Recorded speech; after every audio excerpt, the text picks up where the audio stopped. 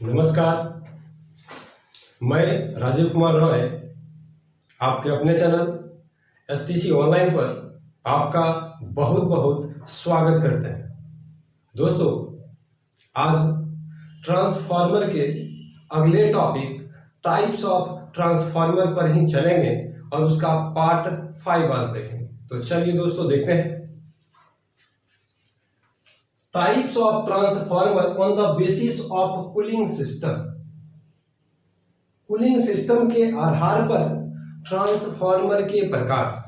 Cooling system का मतलब दोस्तों, जब ट्रांसफार्मर कार्य करती है, ऑपरेट होती है, तो उसके वाइंडिंग में इलेक्ट्रोमैग्नेटिक इंडक्शन की क्रिया होती है और उस क्रिया के फलस्वरूप उसके वाइंडिंग में ऊष्मा उत्सर्जित होती है, यानी दोस्तों उसकी वाइंडिंग गर्म होती है, हीट होती है। उसी को ठंडा करने के लिए दोस्तों ट्रांसफार्मर के कुछ प्रकार हैं, उसको हम देखेंगे। तो देखेंगे दोस्तों, कूलिंग सिस्टम के आधार पर दो प्रकार के ट्रांसफार्मर देखते हैं दोस्तों। पहला ड्राई टाइप ट्रांसफार्मर, दूसरा oil immersed type transformer. Oil type का मतलब दोस्तों और ड्राई टाइप का मतलब दोस्तों वैसा ट्रांसफार्मर जिसके कोर में तेल नहीं होगा, उसमें गैस भरी होती है, उसे कहेंगे ड्राई टाइप ट्रांसफार्मर, सूखा होगा। और दोस्तों ड्राई टाइप ट्रांसफार्मर होगी दोस्तों, वो उसमें एक गैस भरी होती है जो नाइट्रोजन गैस भरी होती है। ड्राई टाइप ट्रांसफार्मर दोस्तों 25 केवीए तक में बना होता है। 25 केवीए तक बना होता है दोस्तों। यहाँ पे 25 केवीए का मतलब 25 K for kilo, V for volt, A for ampere. 25 kilo volt ampere तक बनाए जाते हैं दोस्तों। जो ड्राई टाइप ट्रांसफार्मर है ये दो प्रकार की होती है। पहला एयर नेचुरल, दूसरा एयर ब्लास्ट। एयर नेचुरल और एयर ब्लास्ट। दोस्तों जो एयर नेचुरल ट्रांसफार्मर होती है, उस ट्रांसफार्मर में जो हमारा वायुमंडल है, वातावरण है, एनवायरनमेंट है, उसमें जो हवा होती है, प्रेजेंस होती है, हवा की मात्राएं जो है, उसके कारण, उसके मौजूदगी के कारण जो ठंडा होता है ऑटोमेटिक बाय नेचर, तो वो जो होगी ट्रांसफार्मर एयर नेचुरल ट्रांसफार्मर कहलाएगी। दूसरा दोस्तों, हम एयर का यूज करते हैं, हाई प्रेशर एयर को ट्रांसफार्मर के वाइंडिंग से गुजारते हैं, तो उस केस में ट्रांसफार्मर की जो हीट होती है वो एग्जॉस्ट होती है, बाहर होती है, तो उसके माध्यम से भी ट्रांसफार्मर ठंडा होता है दोस्तों। तो उसे हम कहेंगे एयर ब्लास्ट ट्रांसफार्मर। आप समझ गए होंगे दोस्तों, एयर नेचुरल और एयर ब्लास्ट ट्रांसफार्मर ये दोनों ड्राई टाइप ट्रांसफार्मर के प्रकार हैं जो 25 केवीए तक बनाए जाते हैं। चलिए दोस्तों देखते हैं अगले प्रकार, oil immersed type transformer. Oil का मतलब तेल, इमर्स का मतलब दोस्तों डुबा हुआ या डुबोना होता है। तो वैसा ट्रांसफार्मर जिसका कोर,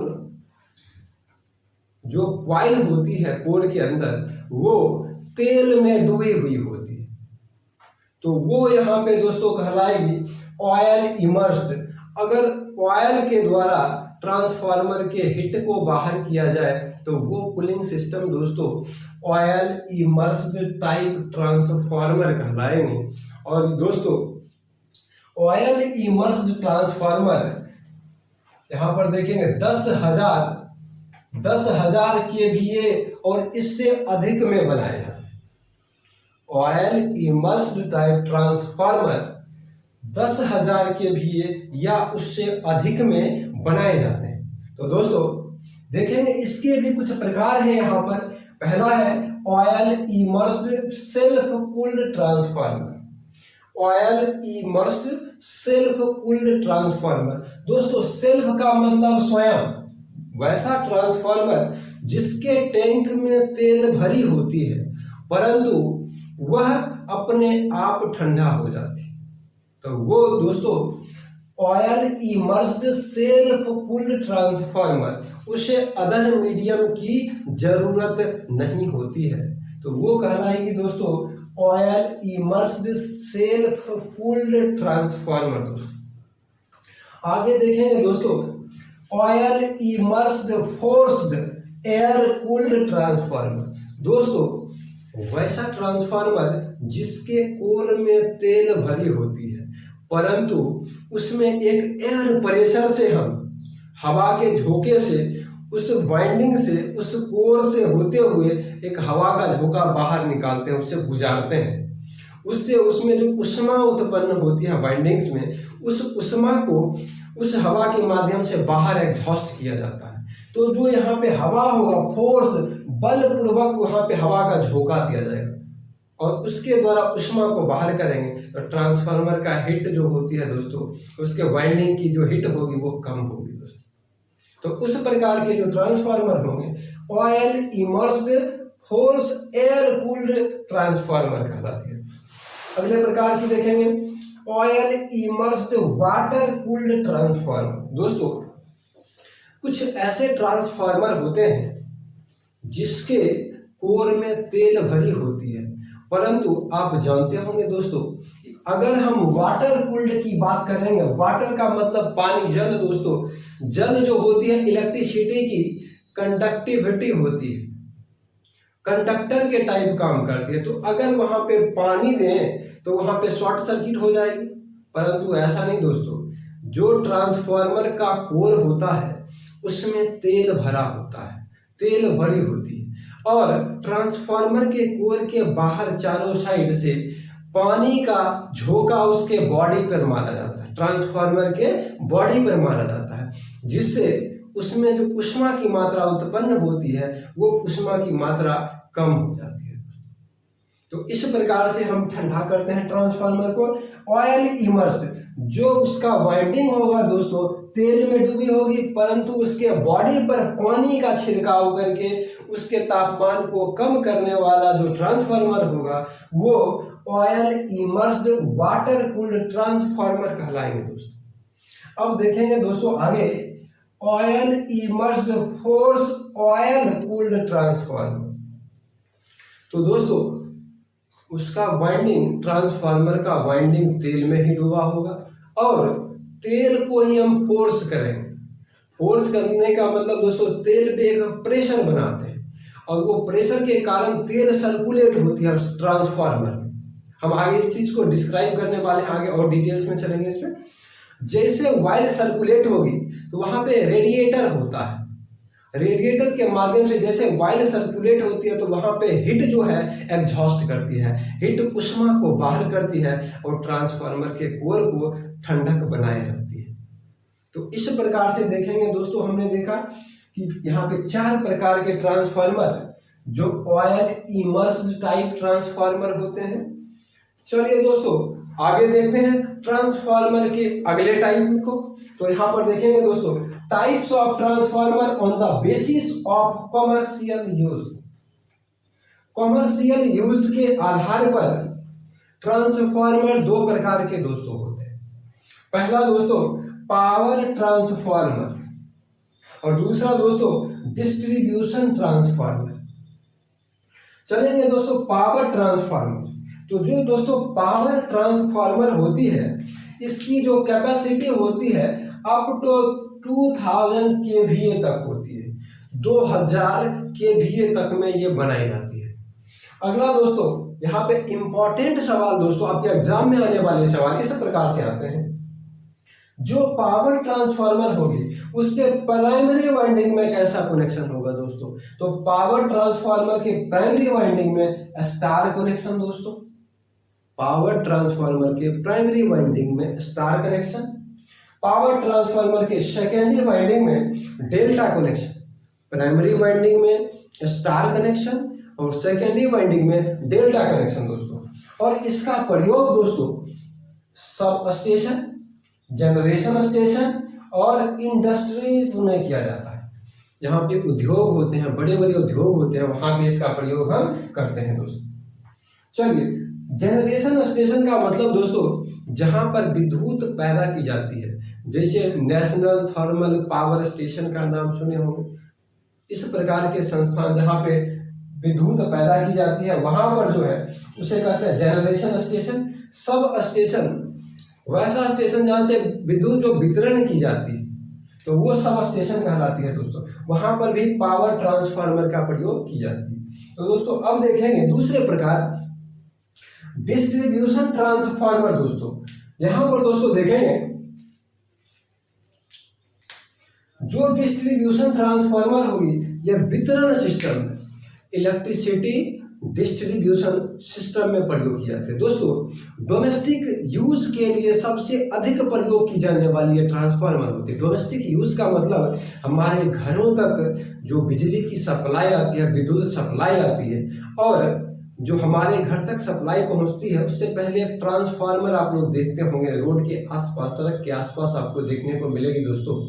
वो ट्रांसफार्मर को ही हम डिस्ट्रीब्यूशन ट्रांसफार्मर कहते हैं दोस्तों। तो यहाँ पर देखेंगे जो डिस्ट्रीब्यूशन ट्रांसफार्मर है इसकी कैपेसिटी दोस्तों, क्षमता दोस्तों 5 से 2000 kVA तक में बनाई जाती है।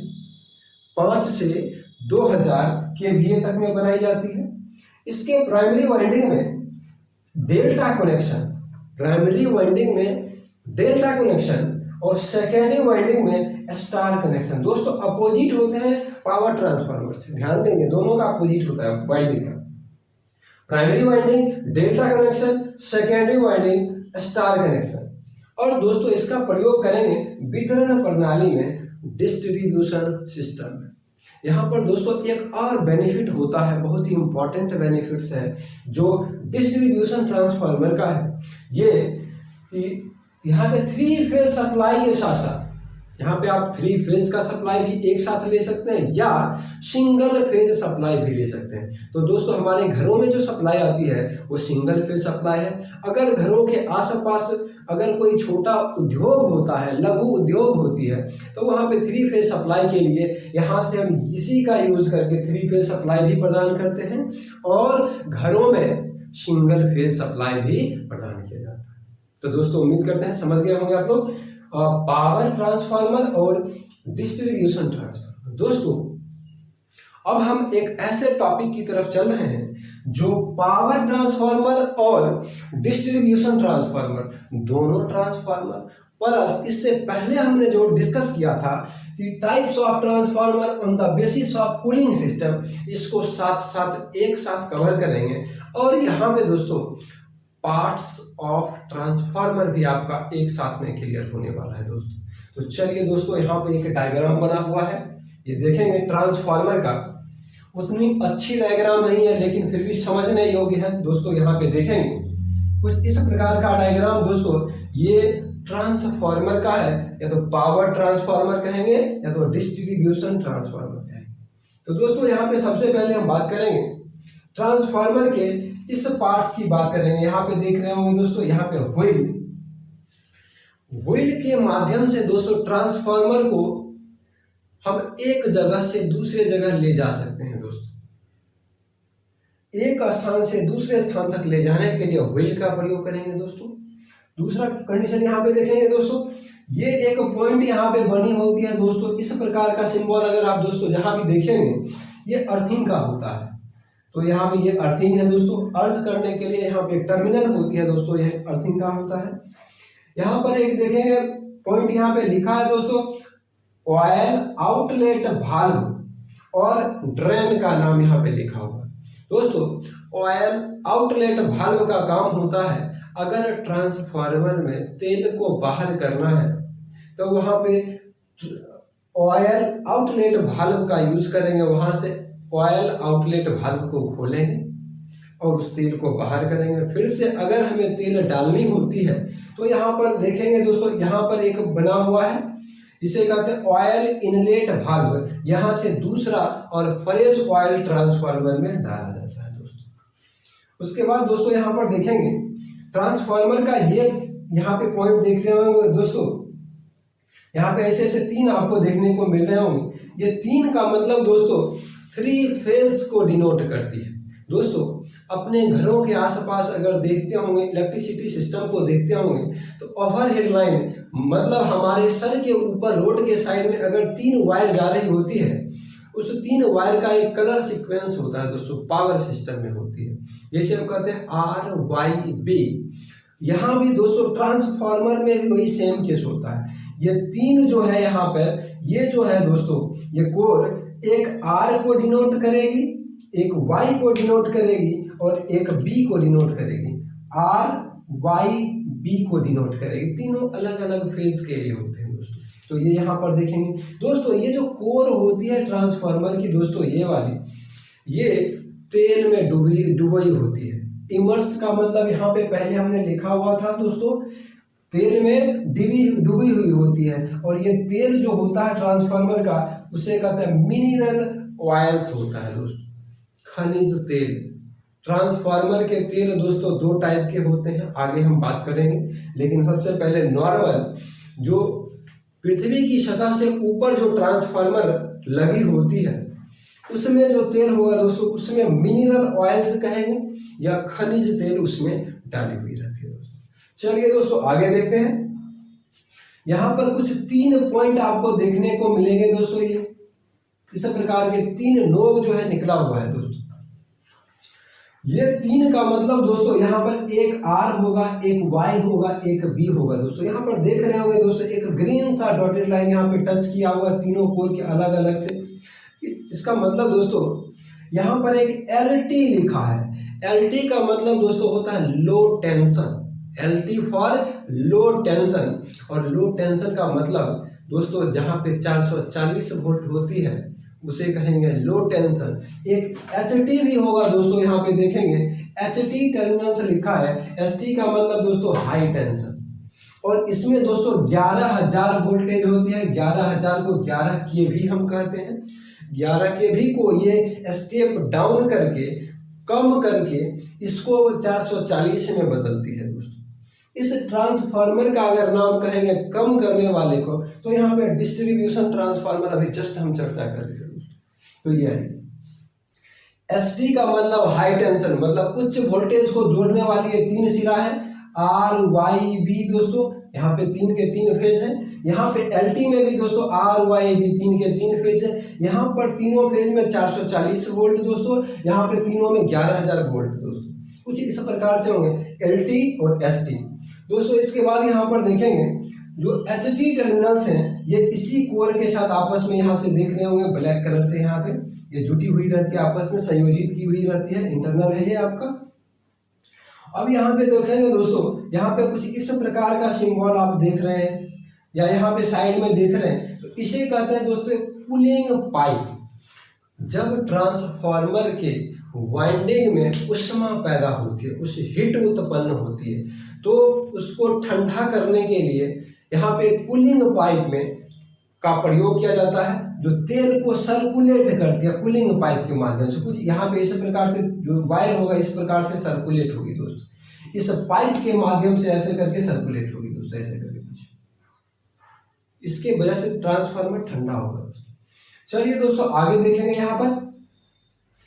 अब इसके बाद देखेंगे दोस्तों, कुछ इस प्रकार का यहाँ पर एक बना हुआ है, जिसे कहते हैं डाटा प्लेट के नाम से जानते हैं। डाटा प्लेट का मतलब दोस्तों, ट्रांसफार्मर किस कंपनी का बना हुआ है, सिंगल फेज ट्रांसफार्मर है या 3 फेज ट्रांसफार्मर है, स्टेप अप है या स्टेप डाउन है, कितना वोल्टेज आउटपुट देती है, कितना फ्रीक्वेंसी पे ये कार्य करती है, ये सब जो यहाँ पे मेंशन होंगे इसे कहेंगे डाटा प्लेट। चलिए दोस्तों यहाँ पे आगे देखेंगे। यहाँ पर है दोस्तों अब तापमापी, टेम्परेचर मीटर। दोस्तों जब इलेक्ट्रोमैग्नेटिक इंडक्शन की क्रिया होती है, तो ट्रांसफार्मर में ऊष्मा पैदा होती है, हीट पैदा होती है। जैसे जैसे तापमान का मान बढ़ता है, तो जो यहाँ पे टेम्परेचर मीटर तापमापी होता है, उस तापमान को मापती है दोस्तों। और इस तापमापी का रेंज दोस्तों 100 डिग्री C तक होता है दोस्तों। चलिए दोस्तों यहाँ पर देखेंगे टैपिंग स्विच। टैपिंग स्विच दोस्तों ट्रांसफार्मर के सेकेंडरी वाइंडिंग से संयोजित होती है, और इसका कार्य होता है कि सेकेंडरी वाइंडिंग से जो लोड संयोजित होती है उसे कांस्टेंट नियत वोल्टेज प्रदान करने के लिए टैपिंग स्विच का कार्य होता है। टैपिंग स्विच का प्रयोग करते हैं। चलिए दोस्तों यहाँ पे आगे देखेंगे, एक यहाँ पे ऑयल टैंक की तरफ आप देखते हैं, यहाँ पर देख रहे होंगे। या दोस्तों ट्रांसफार्मर को जब आप देखेंगे वहां पे एक गोल सा डब्बा आपको देखने को मिलेगा, तो वो इसी प्रकार से यहाँ पे होते हैं दोस्तों। इसका ये नाम होता है कंजर्वेटर, कंजर्वेटर, और इसे स्मॉल ऑयल टैंक भी कहते हैं, स्मॉल ऑयल टैंक भी कहते हैं। तो देखेंगे दोस्तों यहाँ पर कंजर्वेटर या स्मॉल ऑयल टैंक। उसके बाद यहाँ पर देखेंगे दोस्तों, ये है आपका एक्सप्लोशन भाल्व। एक्सप्लोशन भाल्व, जब ट्रांसफार्मर के वाइंडिंग में ऊष्मा उत्पन्न होती है तो यहाँ पे ऑयल जो है, ट्रांसफार्मर ऑयल जो है, ये इसमें एक प्रेशर बिल्डअप होता है, ये सर्कुलेट करना चाहती है, और ये जैसे सर्कुलेट करेगी तो ये कंजर्वेटर होते हुए सर्कुलेट करके कूलिंग पाइप से भी सर्कुलेट करती है। और अगर ऐसा सर्कुलेशन कंटिन्यू होता है और इस सर्कुलेशन के दौरान अगर प्रेशर का मान, ऑयल प्रेशर का मान काफी अधिक हो जाए तो यहाँ पे एक्सप्लोशन भाल्व होके यहाँ पे सर्कुलेट होके ये एक्सप्लोशन भाल्व का ये पोर्शन टूट जाता है ऑयल के प्रेशर के कारण, और यहाँ से जो एक्स्ट्रा ऑयल होता है, ओवर हीटेड ऑयल होता है, ये इसके माध्यम से बाहर हो जाती है। ऐसे दोस्तों ये बंद होती है एक्सप्लोशन भाल्व। उसके बाद देखेंगे दोस्तों आगे, यहाँ पर एक इस प्रकार का सिंबल है, यहाँ पे है बकल्स रिले।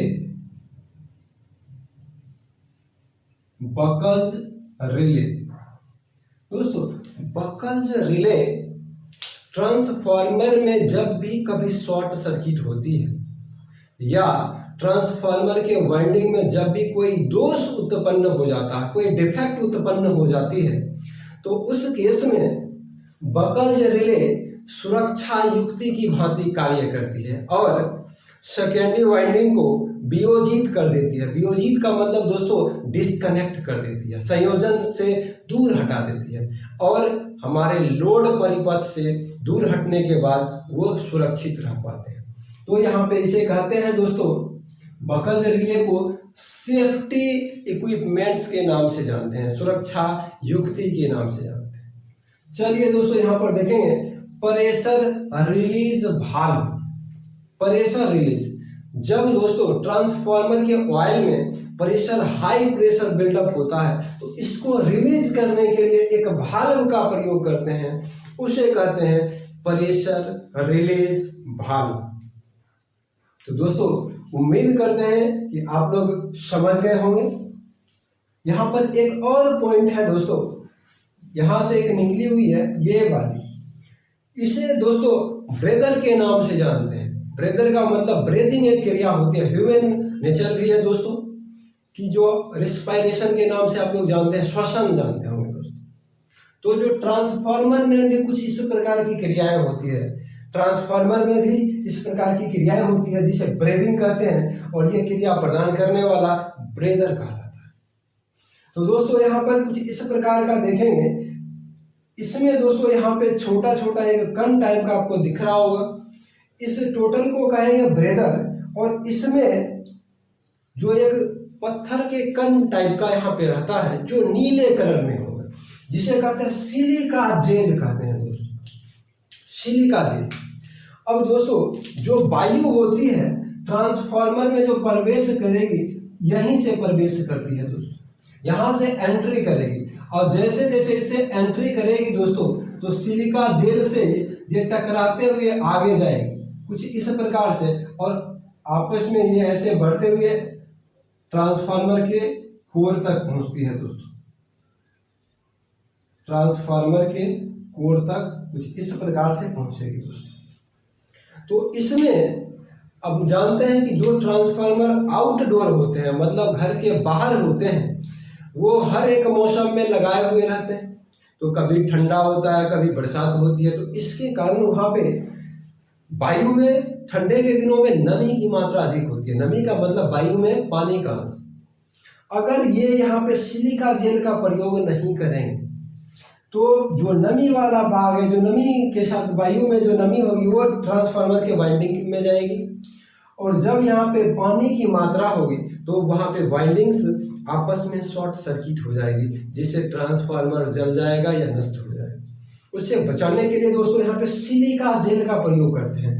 सिलिका जेल का कार्य दोस्तों नमी को सोख लेती है, वायु से नमी को सोख लेगी और शुद्ध वायु को, ड्राई एयर को या शुष्क वायु को अंदर जाने के लिए देती है, जिससे शॉर्ट सर्किट होने की संभावना नहीं होती। दोस्तों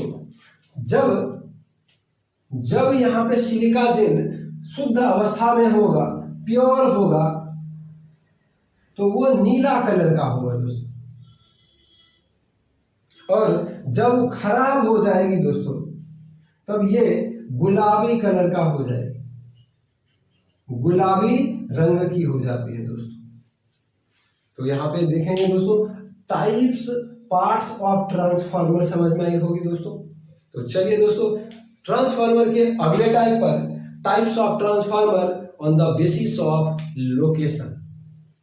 on the basis of location, location के आधार पर दो प्रकार के ट्रांसफार्मर, इनडोर ट्रांसफार्मर और आउटडोर ट्रांसफार्मर।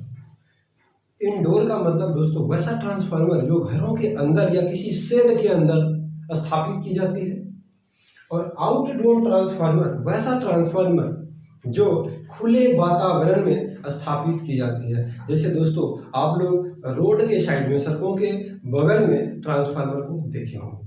चलिए दोस्तों यहाँ पे देखेंगे इनडोर ट्रांसफार्मर। इंडोर ट्रांसफार्मर का रेटिंग दोस्तों तो केवीए में होगी, परंतु लो रेटिंग होता है, इसका मान कम होता है। जैसे स्टेबलाइजर वगैरह में जो यूज किया हुआ रहेगा दोस्तों, तो वो होगा यहाँ पे इनडोर ट्रांसफार्मर में।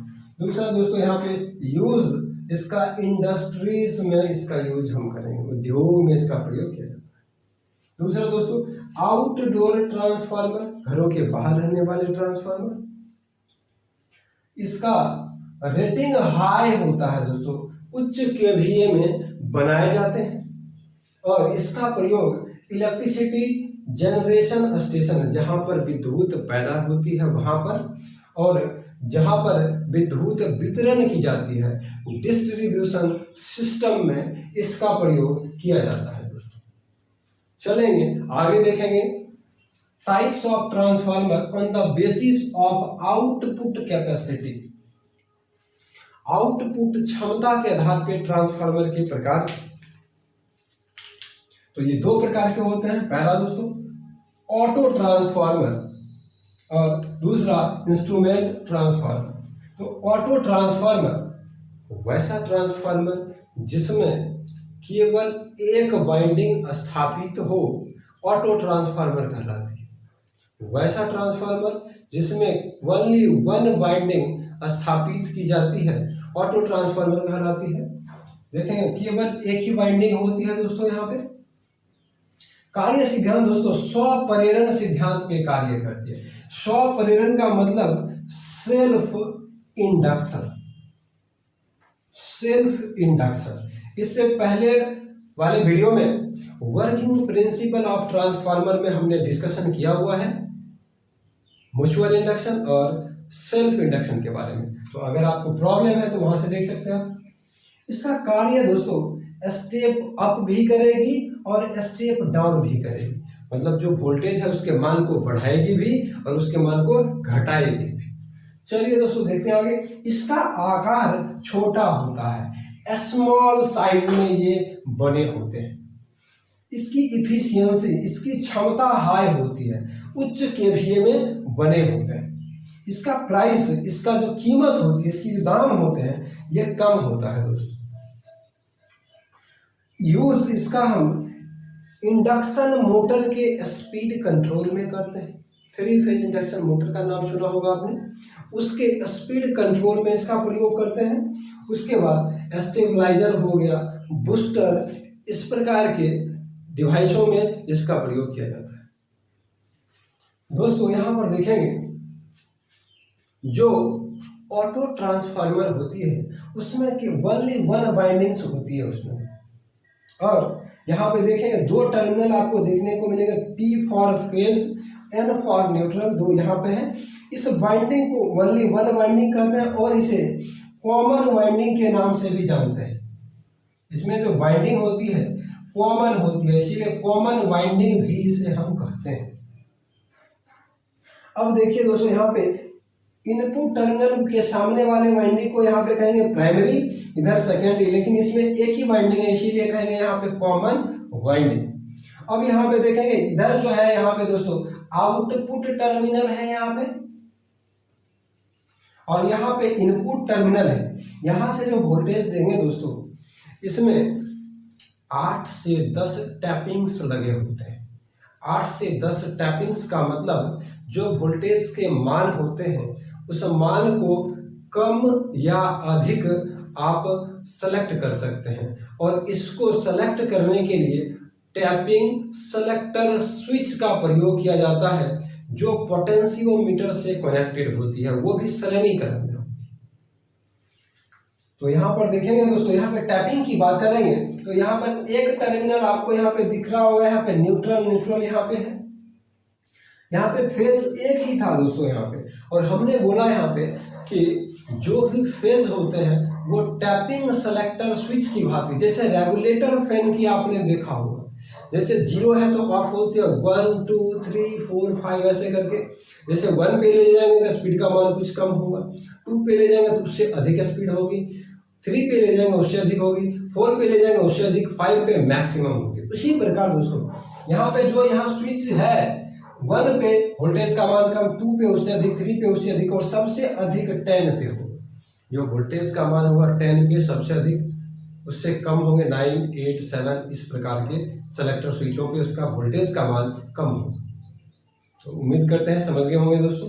आगे देखेंगे इंस्ट्रूमेंट ट्रांसफार्मर। इंस्ट्रूमेंट ट्रांसफार्मर दो प्रकार के होते हैं दोस्तों, सीटी और पीटी। सीटी और पीटी, सीटी for current transformer, PT for potential transformer. अब यहाँ पर देखेंगे सीटी करंट ट्रांसफार्मर, जो वोल्टेज होगी दोस्तों वो करंट ट्रांसफार्मर द्वारा स्टेप अप कर दिया जाता है। वोल्टेज के मान को बढ़ाएगी करंट ट्रांसफार्मर, परंतु करंट के मान को घटाएगी, स्टेप डाउन करेगी। घटाने का मतलब स्टेप डाउन करना। उसके बाद यहाँ पे देखेंगे दोस्तों अगर ये करंट ट्रांसफार्मर है तो कितने करंट के मान को घटाती है। अगर करंट का मान 100 से 200 एम्पियर होती है, करंट का मान अगर 100 से 200 एम्पियर होती है, उसे वो 1 से 2 एम्पियर में कन्वर्ट कर देती है सेकेंडरी वाइंडिंग। तो यहाँ पर जो आमीटर का यूज करेंगे करंट मेजरमेंट के लिए, इसका प्रयोग करेंगे करंट ट्रांसफार्मर का। और करंट मेजरमेंट के लिए जो इंस्ट्रूमेंट यूज करते हैं ये होता है दोस्तों आमीटर। और आमीटर का जो रेंज होगा 0 से 5 एम्पियर तक का आमीटर हम यूज करते हैं। 0 से 5 एम्पियर तक के आमीटर को हम प्रयोग करते हैं। चलेंगे दोस्तों पोटेंशियल ट्रांसफार्मर, यहाँ पे वोल्टेज के मान को स्टेप डाउन करेगी। पोटेंशियल का मतलब वोल्टेज के मान को स्टेप डाउन करेगी, करंट के मान को स्टेप अप करेगी। तो पोटेंशियल ट्रांसफार्मर का मतलब, पोटेंस का मतलब वोल्टेज ही होती है, इलेक्ट्रिकल एनर्जी होती है। तो जो वोल्टेज का मान कितना स्टेप डाउन कर रही है, 11 के भी या 22 के भी, 11,000 वोल्टेज या 22,000 वोल्टेज के मान को 50 से 100 वोल्ट में परिवर्तित कर देती है सेकेंडरी वाइंडिंग। तो प्राइमरी वाइंडिंग में अगर 11,000 से 22,000 वोल्टेज है तो सेकेंडरी वाइंडिंग में से 50 से 100 वोल्टेज में कन्वर्ट कर देती है। तो ये इसका यूज हो यहाँ पे कन्वर्ट करने का कार्य है, स्टेप डाउन करने का कार्य है। दूसरा इसका जो यूज है, प्रयोग है, वोल्टेज मेजरमेंट के लिए प्रयोग करते हैं। या दोस्तों एक इम्पॉर्टेंट सवाल आते हैं एग्जाम में, कॉम्पिटिटिव टेक्निकल कॉम्पिटिटिव एग्जाम्स में, कि पोटेंशियल ट्रांसफार्मर का प्रयोग हाई वोल्टेज मेजरमेंट करने के लिए किया जाता है। ये इंपॉर्टेंट है, इसे स्टार लगा लेंगे आप लोग। हाई वोल्टेज मेजरमेंट के लिए पोटेंशियल ट्रांसफार्मर का प्रयोग किया जाता है। तो दोस्तों यहाँ पर देखेंगे सीटी करंट ट्रांसफार्मर करंट को स्टेप डाउन करेगी, वोल्टेज को स्टेप अप करेगी। पोटेंशियल ट्रांसफार्मर वोल्टेज को स्टेप डाउन करेगी, करंट को स्टेप अप करेगी। तो यहाँ पे समझ गए होंगे दोस्तों, ये टोटल टाइप्स ऑफ ट्रांसफार्मर थे दोस्तों। ट्रांसफार्मर ऑयल का प्रयोग ट्रांसफार्मर में शीतलन का मतलब कूलिंग सिस्टम के लिए किया जाता है। कूलिंग सिस्टम मतलब ट्रांसफार्मर को ठंडा रखने के लिए, और दूसरा ट्रांसफार्मर के कोर में जो वाइंडिंग्स होती है वहाँ पे सभी वाइंडिंग्स को अलग रखने के लिए। इसका मतलब ये अचालक की भांति कार्य करती है। अचालक का मतलब इंसुलेटर की भांति भी कार्य करती है। तो चलिए दोस्तों, ट्रांसफार्मर ऑयल दो प्रकार के होते हैं, एक मिनरल ऑयल खनिज तेल के नाम से जानते हैं, खनिज तेल, और एक सिंथेटिक ऑयल। तो खनिज तेल के बारे में हम देखेंगे। खनिज तेल ये पेट्रोलियम के शोधन से, शोधन का मतलब प्यूरिफिकेशन से प्राप्त होता है। प्यूरिफिकेशन से साफ किया जाता है, उससे प्राप्त होता है पेट्रोलियम। सरलता से वाष्पीकृत नहीं होता है, वाष्पीकृत नहीं होता है। वाष्पीकृत का मतलब दोस्तों, जब तापमान का मान बढ़ाया जाता है तो वो चेंज होने लगती है, वाष्प के रूप में बदलने लगती है। तो ये जो है तेल सरलता से, आसानी से वाष्पीकृत नहीं होती है। दूसरा, उच्च ज्वलनशील नहीं होना चाहिए। ज्वलनशील का मतलब आग पकड़ने वाला नहीं होना चाहिए। अगला है शुद्ध एवं नमी रहित होना आवश्यक है। शुद्ध का मतलब शुद्ध अवस्था में हो, और नमी रहित का मतलब उसमें पानी की कोई भी मात्रा मौजूद ना हो, तो ऐसा होना है। ये विशेष प्रकार का मोबिल ऑयल दोस्तों, गाड़ी वगैरह जो 2 व्हीलर 4 व्हीलर होती है उसमें मोबिल डाली जाती है, वो तो गाड़ी होती है। लेकिन खनिज तेल पतली होगी, ज़्यादा गाढ़ा नहीं होता। और उसी प्रकार का एक विशेष प्रकार का जैसे मोबिल ऑयल होता है, उसी प्रकार का ये खनिज तेल होता है। और ये खनिज तेल जो भूमि के ऊपर, धरती के ऊपर जितने भी ट्रांसफार्मर होते हैं उसमें खनिज तेल का ही प्रयोग किया जाता है। चलिए दोस्तों देखते हैं आगे। Synthetic oil, synthetic oil silicon एवं हाइड्रोकार्बन से, सिलिकॉन एवं हाइड्रोकार्बन से तैयार किया जाता है। इसका जो कॉस्ट होता है मिनरल ऑयल की अपेक्षा काफी अधिक होती है, महंगा होता है। महंगा होने के कारण भूमिगत का मतलब अंडरग्राउंड जो पृथ्वी की सतह से नीचे, जैसे कोयला का खदान, इस प्रकार का जो स्थान होता है वहां पे जो ट्रांसफार्मर लगे होते हैं उसमें तेल डला हुआ होता है, जो सिंथेटिक ऑयल होती है वहां पे दोस्तों। चलिए दोस्तों देखते हैं ट्रांसफार्मर ऑयल के गुण। ट्रांसफार्मर में जो ऑयल होती है या तो मिनरल ऑयल्स होगी या सिंथेटिक ऑयल होगी, इसके कुछ गुण के बारे में देखेंगे। अच्छा अचालक होना चाहिए। अचालक का मतलब इंसुलेटर। इंसुलेटर का मतलब दोस्तों वैसी पदार्थ जो विद्युत धारा का प्रवाह ना करने दे, तो वो इंसुलेटर होती है। तो ये जो है गुड इंसुलेटर की भांति कार्य करती है। दूसरा, उष्मा हीट का अच्छा चालक हो। हीट का जो मान है इसकी चालक होना चाहिए, उष्मा का चालक। दूसरा, उच्च ज्वलन बिंदु रखने वाला हो। कहने का मतलब दोस्तों, जब किसी पदार्थ में आग लगती है तो उसका जो मेन इंपॉर्टेंट पॉइंट होता है ज्वलन बिंदु होती है, कि कितने तापमान पे, कितने ज्वलन टेम्परेचर पे उसमें आग पकड़ लेती है। तो यहाँ पे जो तेल होगी ट्रांसफार्मर की वो उच्च ज्वलन बिंदु रखने वाला होना चाहिए। अगला है सरलता से प्रवाहित होने वाला हो। सरलता से प्रवाहित का मतलब दोस्तों, कुछ तेल गाढ़ा होते हैं, कुछ पतले होते हैं। तो इसमें जो तेल होंगे सरलता से प्रवाहित होने के लिए पतला तेल होना चाहिए, गाढ़ा नहीं। मोबिल की तरह पतला या गाढ़ा नहीं होना चाहिए, पतला होना चाहिए। वायु में रखे जाने पर कम नमी सोखने वाला।